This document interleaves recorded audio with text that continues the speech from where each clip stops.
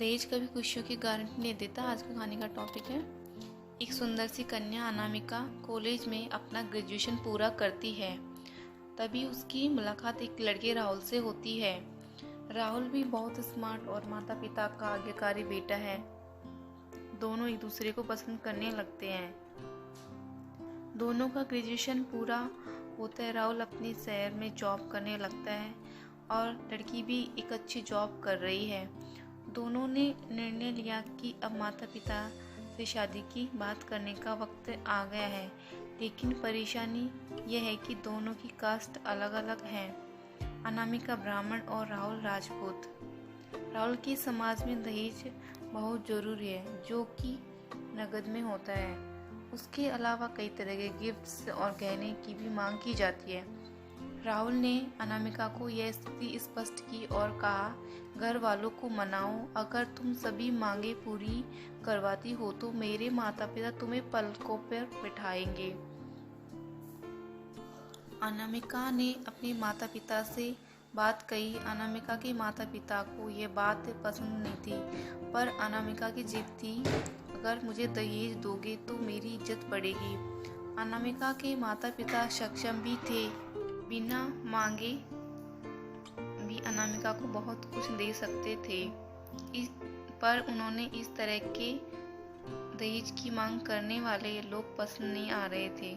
लेकिन माता पिता अनामिका की खुशी चाहते थे। उन्हें यह डर था कि कहीं उनकी बेटी यह ना सोचे कि वे अपनी बेटी को कुछ देना नहीं चाहते।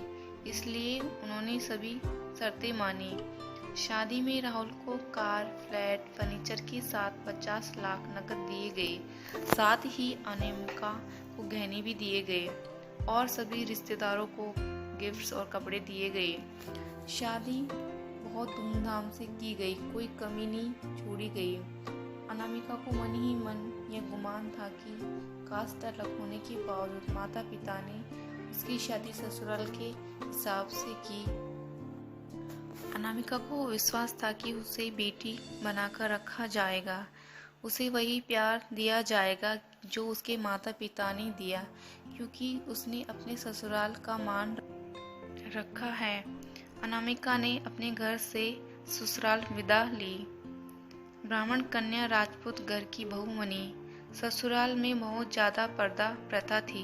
बहू को मनचाहा खाने तक की स्वतंत्रता नहीं थी। कितनी भी भूख क्यों ना हो, घर की बहू सबके खाने के बाद ही खाएंगी। यहाँ तक कि उसे घर के पुरुषों के सामने बैठने तक की इजाजत नहीं थी। अनामिका ने इस बात पर ऐतराज दिखाया, पर उसकी किसी ने ना सुनी। राहुल ने भी यह बोल कर मुंह फेर लिया कि यह तो परंपरा है। अनामिका को जो गुमान था वो धरा का धरा रह गया। अपने माता पिता की बात याद आई। जब उन्होंने समझाया था तो वह उनसे बहुत लड़ी थी। उसने ससुराल में बात करने का फैसला किया। अनामिका ने अपने सास, ससुर और पति से बात की, लेकिन उन्होंने नहीं सुनी और उसे बहुत बेरहमी से पीटा गया। अनामिका ने कभी ऐसा प्यार नहीं देखा था। उससे जिस लाए हुए दहेज का घमंड था वह चूर चूर हो गया था। अनामिका को माता पिता से बात करने भी शर्म महसूस हो रही थी। इसी कशमकश में एक दिन अनामिका ने अपने आप को खत्म कर दिया।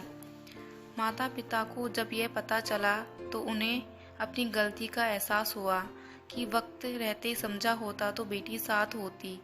जो लोग दहेज पर बेटे की शादी करते हैं उनकी सोच हर तरह से छोटी होती है। जो बेटे को नीलाम कर सकते हैं वो किसी और की बेटी को कैसे अपनी बेटी बना सकते थे। दहेज कभी खुशियों की चाबी नहीं बन सकता है। ये बात सभी को समझनी होगी। इस दहेज प्रथा की कहानी में आपने पढ़ा होगा कि माता पिता ही नहीं, लड़की की सोच भी दहेज को सपोर्ट कर रही थी।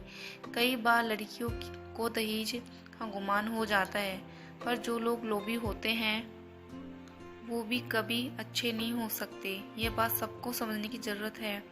कहानियाँ जीवन में बहुत मायने रखती हैं। कई बार बड़ी से बड़ी डिग्रियां भी ज्ञान नहीं देती और एक छोटी सी कहानी जीवन में बदल देती है। शिक्षाप्रद कहानी को आधार बनाकर अपने बच्चों को जीवन का सच्चा ज्ञान दे। मैं आशा करती हूँ कि आपको मेरी कहानी पसंद आई होगी। अगर आपको कहानी पसंद आई हो तो लाइक कीजिए और कमेंट सेक्शन में अपनी राय दीजिए। अगर आप नए हो तो मेरे चैनल